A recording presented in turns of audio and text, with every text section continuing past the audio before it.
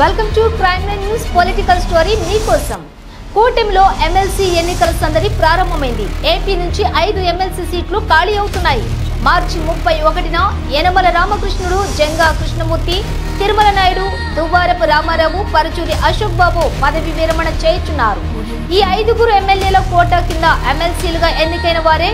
ఈ నేపథ్యంలో ఎన్నికలు అనివార్యంగా మారాయి. ఎలక్షన్ కమిషన్ షెడ్యూల్ ప్రకటించింది.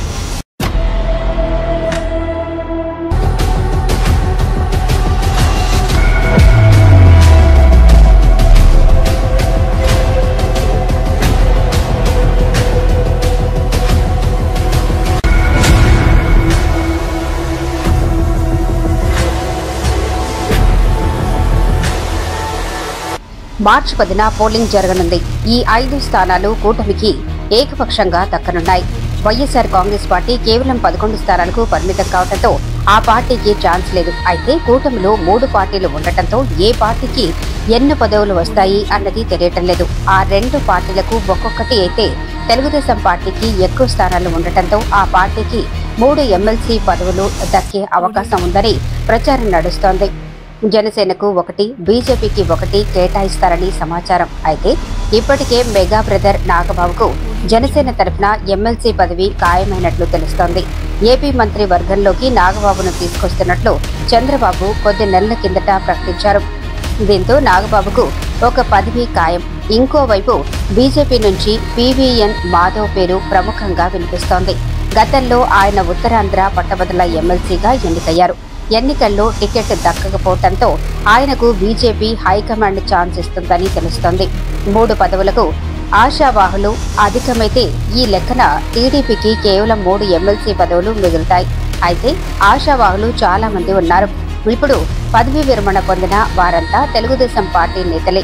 అందులో కొందరు మళ్లీ అవకాశం దక్కుతుందని భావిస్తున్నారు. మరోవైపు టీడీపీ నుంచి ఒక 6 నేతలు పోటీ పడుతున్నట్లు ప్రచారం జరుగుతోంది. దేవినేని ఉమామహేశ్వరరావు, బుద్ధా వెంకన్న, బీద రవిచంద్ర, మోపిదేవి వెంకటరమణ, వంగవీటి రాధాకృష్ణ, మంతెన సత్యనారాయణరాజు ఆశావాహులుగా ఉన్నారు.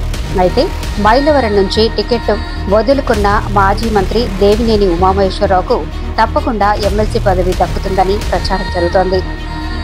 మరోవైపు గతంలో ఎమ్మెల్సీగా ఉన్న బుద్ధా వెంకన్న సైతం ఆశావాహుడుగా ఉన్నారు. మరో సీనియర్ నేత బీద రవిచంద్ర పేరు బీసీ కోటాలో పరిగణలోకి తీసుకొస్తున్నట్లు తెలుస్తోంది. మోపిదేవి వెంకటరమణ సైతం రాజ్యసభ పదవి వదులుకున్నారు. ఆ సమయంలోనే ఎమ్మెల్సీ పదవి ఇస్తామని హామీ ఇస్తున్నట్లు ప్రచారం నడుస్తోంది. అయితే ఎమ్మెల్సీ పదవిలో ఇప్పటి వరకు రేసులో ఉన్న వర్మను టీడీపీ హైకమాండ్ పక్కతప్పించినట్లు ప్రచారం నడుస్తోంది. ఇటీవల జరిగిన పరిణామాలతోనే ఈ మార్పు చేసినట్లు సమాచారం. కాపుకోటలో వంగవీటి రాధాకృష్ణకు ఛాన్స్ ఇస్తారని ప్రచారం జరుగుతోంది. వంగవీటి రాధకు సుదీర్ఘ కుటుంబ నేపథ్యం ఉంది. ఎన్నికల్లో టీడీపీ గెలుపు కోసం పనిచేశారు. అందుకే ఆయనకు ఎమ్మెల్సీ పదవి ఇస్తే సముచితంగా ఉంటుందని ఒక అంచనాకు వచ్చినట్లు తెలుస్తోంది. అదే జరిగితే పిఠాపురం వర్మ మరి కొద్ది రోజుల పాటు పదవి కోసం వేచి చూడాల్సిందే. మరి ఎలాంటి సంచలన నిర్ణయాలు ఉండబోతున్నాయో చూడాలి.